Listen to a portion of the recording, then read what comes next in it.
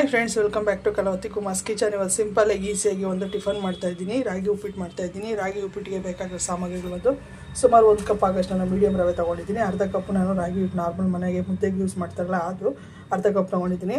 ಮತ್ತು ಇದಕ್ಕೆ ಖಾರಕ್ಕೆ ನಾನು ಹಸಿಮೆಣ್ಸಿಗೆ ಯೂಸ್ ಮಾಡ್ತಾಯಿಲ್ಲ, ಒಣಮೆಣ್ಸಿಗೆ ಯೂಸ್ ಮಾಡ್ತಾ ಇದ್ದೀನಿ. ಖಾರದ ಮೆಣಸಿಗೆ 1-2 ಮತ್ತು ಗುಂಟೂರು ಮೆಣಸಿನ್ಕಾಯಿ 3 ತೊಗೊಂಡಿದ್ದೀನಿ ನಾನು.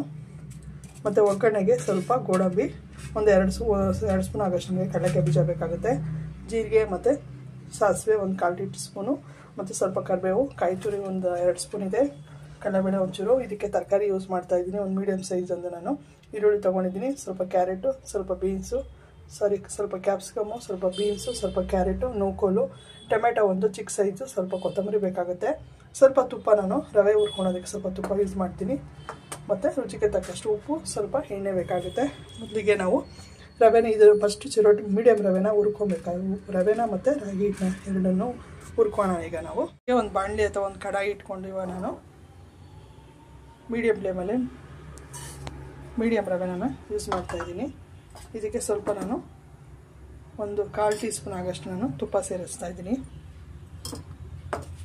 ಸ್ವಲ್ಪ ಮೀಡಿಯಮ್ ಫ್ಲೇಮಲ್ಲೇ ನಾವು ಇದನ್ನು ಫ್ರೈ ಮಾಡ್ಕೊಬೇಕಾಗುತ್ತೆ.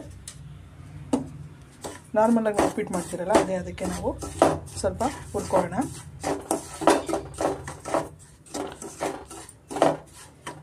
ಯಾಕಂದರೆ ಈ ಡಯಟ್ ಮಾಡೋರಿಗೆ, BP ಶುಗರ್ ಇರೋರಿಗೆಲ್ಲ ಹೆಲ್ತಿ ರೆಸಿಪಿ. ಈ ಸಮ್ಮರಲ್ಲಿ ಉಪ್ಪಿಟ್ಟು, ಈ ಥರ ರಾಗಿ ಉಪ್ಪಿಟ್ಟು ಅಂತೂ ತುಂಬ ಒಳ್ಳೆಯದು ಹೆಲ್ತ್ ದೃಷ್ಟಿಯಿಂದ. ತರಕಾರಿ ಎಲ್ಲ ಹಾಕಿರೋದ್ರಿಂದ ತುಂಬ ಚೆನ್ನಾಗಿರುತ್ತೆ.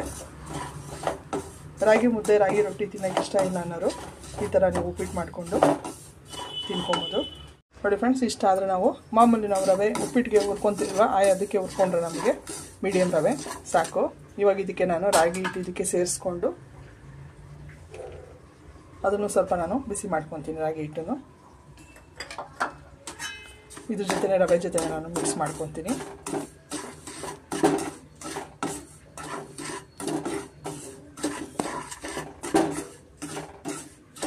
ಸ್ವಲ್ಪ ಇದಕ್ಕೆ ನಾನು ಇನ್ನೊಂದು 1/4 ಟೀ ಸ್ಪೂನ್ ಆಗಷ್ಟು ಉಪ್ಪು ಹಾಕ್ಕೊಂಡು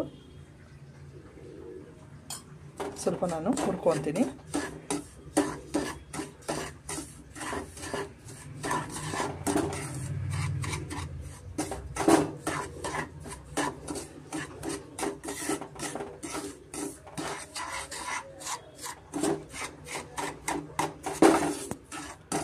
ತುಪ್ಪ ಹಾಕೋದ್ರಿಂದ ಅದು ರಾಗಿ ಹಿಟ್ಟಿಗೆ ಫ್ಲೇವರ್ ತುಂಬ ಚೆನ್ನಾಗಿರುತ್ತೆ.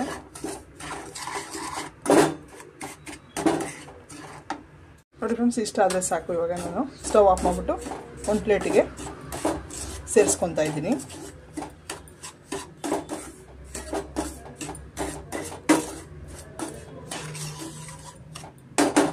ಒಂದು ಪ್ಲೇಟಿಗೆ ನಾವು ಸೇರಿಸ್ಕೊಂಬಿಡೋಣ, ಒಂದು ಅಗಲವಾದ ಪ್ಲೇಟಿಗೆ ನಾವು. ನಾನು ಒಂದು ಪ್ಲೇಟಿಗೆ ಸೇರಿಸಿಟ್ಕೊಂಡಿದ್ದೀನಿ. ಇವಾಗ ಇದೇ ಬಾಣಲಿಗೆ ನಾನು ಸುಮಾರು 3-4 ಟೇಬಲ್ ಸ್ಪೂನ್ ಆಗಷ್ಟು ಎಣ್ಣೆ ಸೇರಿಸ್ಕೊತಾ ಇದ್ದೀನಿ.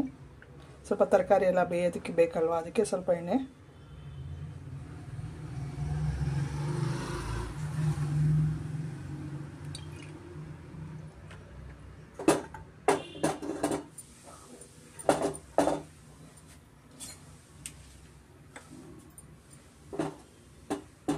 ಮೊದಲಿಗೆ ನಾವು ಕಡಲೆಕಾಯಿ ಬೀಜನ ನಾವು ಫ್ರೈ ಮಾಡಿ ಇಟ್ಕೊಳ್ಳೋಣ.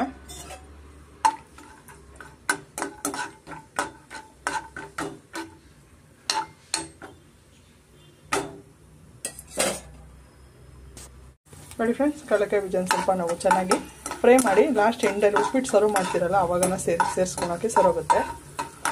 ಇಷ್ಟು ಸ್ವಲ್ಪ ಕ್ರಿಸ್ಪಿಯಾಗಿ ನಾವು ಕಡಲೆಕಾಯಿ ಬೀಜನ ಫ್ರೈ ಮಾಡ್ಕೊಬೇಕಾಗುತ್ತೆ. ಇದನ್ನು ಒಂದು ಬೌಲಿಗೆ ಸೇರಿಸ್ಕೊಂಬಿಟ್ಟು ಗೋಡಂಬಿನ ಅಷ್ಟೇ ಸ್ವಲ್ಪ ನಾವು ಫ್ರೈ ಮಾಡ್ಕೊಬೇಕು. ನೀವು ಬೇಕಂದ್ರೆ ತುಪ್ಪದಲ್ಲಿ ಫ್ರೈ ಮಾಡಿನೂ ಸೇರಿಸ್ಬೋದು ಗೋಡಂಬಿ, ಅದು ಚೆನ್ನಾಗಿರುತ್ತೆ.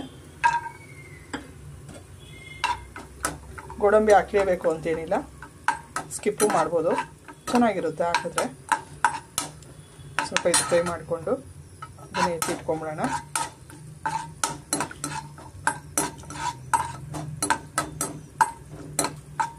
ಸ್ವಲ್ಪ ಗೋಲ್ಡನ್ ಕಲರ್ ಬರೋವರೆಗೂ ಫ್ರೈ ಮಾಡ್ಕೊಳ್ಳೋಣ.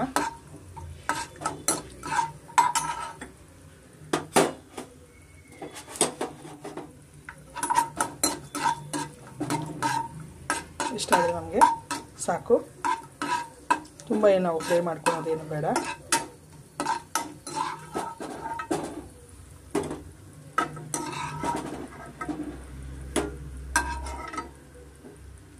ಒಂದು ಸೈಡ್ಗೆ ಇಟ್ಕೊಂಡ್ಬಿಟ್ಟು ಈಗ ಇದಕ್ಕೆ ನಾವು ಸಾಸಿವೆ ಜೀರಿಗೆ ಕರಿಬೇವು ಸೇರಿಸ್ಕೊಳ್ಳೋಣ.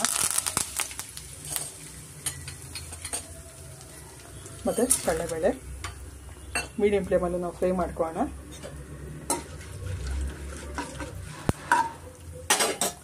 ಸ್ವಲ್ಪ ಇಂಗು,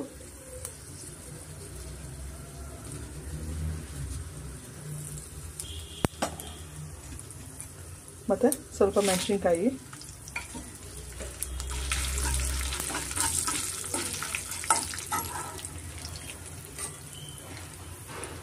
ಈರುಳ್ಳಿ, ತರಕಾರಿಗಳೆಲ್ಲ ನಾವು ಸೇರಿಸ್ಕೊಳ್ಳೋಣ.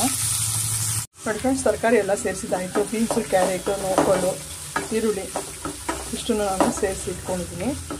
ಇದಕ್ಕೆ ಸ್ವಲ್ಪ ನಾನು ಉಪ್ಪು ಸೇರಿಸಿ ಸ್ವಲ್ಪ ಅರಿಶಿನ ಸೇರಿಸ್ಕೊತೀನಿ. ಒಂದು ಸ್ವಲ್ಪ ಅರಿಶಿನ, ಸ್ವಲ್ಪ ತರಕಾರಿ ಬೇಯೋದಕ್ಕೆ ಸ್ವಲ್ಪ ನಾನು ಉಪ್ಪು ಸೇರಿಸ್ಕೊತೀನಿ. ಮೀಡಿಯಂ ಫ್ಲೇಮಲ್ಲಿ ನಾವು ತರಕಾರಿನ ಚೆನ್ನಾಗಿ ಬೇಯಿಸ್ಕೊಬೋದು. ನೀವು ಬೇಕು ಅಂದರೆ ಮೊದಲೇ ತರಕಾರಿ ಬೇಯಿಸ್ಕೊಂಡು ಸೇರಿಸ್ಕೊಬೋದು. ಇದ್ರದ್ದು ಲೆಡ್ ತರಕಾರಿ ಒಂದು 5 ನಿಮಿಷ ಮೀಡಿಯಂ ಫ್ಲೇಮಲ್ಲೇ ಬೇಯಿಸ್ಕೊಳ್ಳೋಣ. ನೋಡಿ ಫ್ರೆಂಡ್ಸ್, ತರಕಾರಿ ಎಲ್ಲ ಬೆಂದಿದೆ.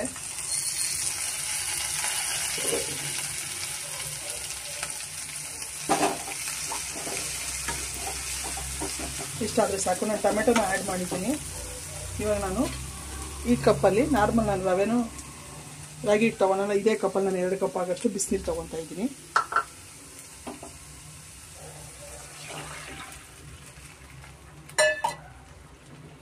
ರುಚಿಗೆ ತಕ್ಕಷ್ಟು ಉಪ್ಪು, ನಾನು ತರಕಾರಿ ಬೇಯಿಸೋಕೆ ಆಲ್ರೆಡಿ ಹಾಕಿದ್ದೀನಿ, ನೀವು ನೋಡ್ಕೊಂಡು ಹಾಕೊಳ್ಳಿ. ಉಪ್ಪು ಮತ್ತು ಕಾಯಿ ತುರಿ, 1-2 ಸ್ಪೂನ್ ಕಾಯಿ ತುರಿ, ಸ್ವಲ್ಪ ಕೊತ್ತಂಬರಿ. ಬಿಸಿನೀರು ಹಾಕೋದ್ರಿಂದ ಬೇಗ ಕುದಿಯೋಕ್ಕೆ ಸ್ಟಾರ್ಟ್ ಆಗುತ್ತೆ. ಓಕೆ ನೋಡಿ ಫ್ರೆಂಡ್ಸ್, ಕುದೀತಾ ಇದೆ. ಮೀಡಿಯಂ ಫ್ಲೇಮ್ ಮಾಡಿಕೊಂಡು ನೋಡಿ, ರಾಗಿ ಹಿಟ್ಟು ಮತ್ತು ರವೆನ ಹುರ್ಕೊಂಡಿದ್ದೆಲ್ಲ ಅದನ್ನು ಸ್ವಲ್ಪನೇ ಸೇರಿಸ್ಕೊಂಡು ಕೈ ಆಡಿಸ್ತಾ ಇರಬೇಕು.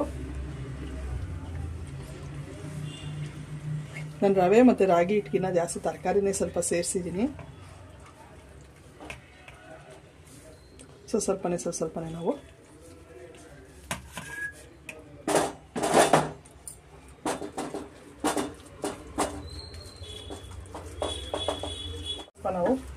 ಮೀಡಿಯಂ ಫ್ಲೇಮಲ್ಲೇ ಸ್ವಲ್ಪ ಚೆನ್ನಾಗಿ ಮಿಕ್ಸ್ ಮಾಡಿ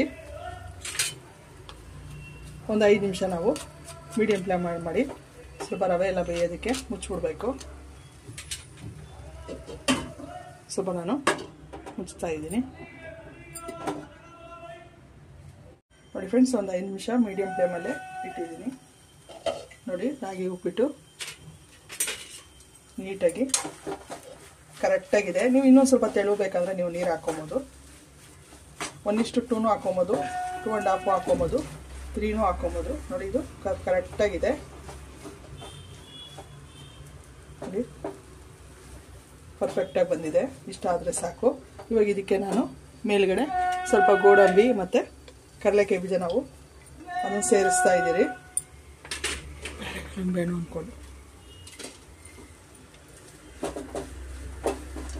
ಸ್ವಲ್ಪ ನಾನು ಗಾರ್ನಿಷಿಂಗು ಸ್ವಲ್ಪ ಎತ್ತಿಟ್ಕೊಂಡಿದ್ದೀನಿ.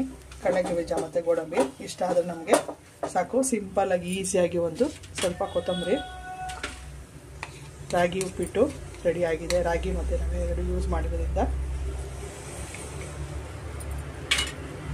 ಟೇಸ್ಟು ಹಂಗೆ ಚೆನ್ನಾಗಿರುತ್ತೆ. ಡಯಟ್ ಮಾಡೋರಿಗಂತೂ ಇದು ಒಳ್ಳೆ ಫುಡ್ ಆಗಿದೆ. ನೀವು ಒಂದ್ಸತಿ ಟ್ರೈ ಮಾಡಿ ಹೇಗಿತ್ತು ಅಂತ ಕಮೆಂಟ್ ಮಾಡಿ ತಿಳಿಸಿ. Thank you friends.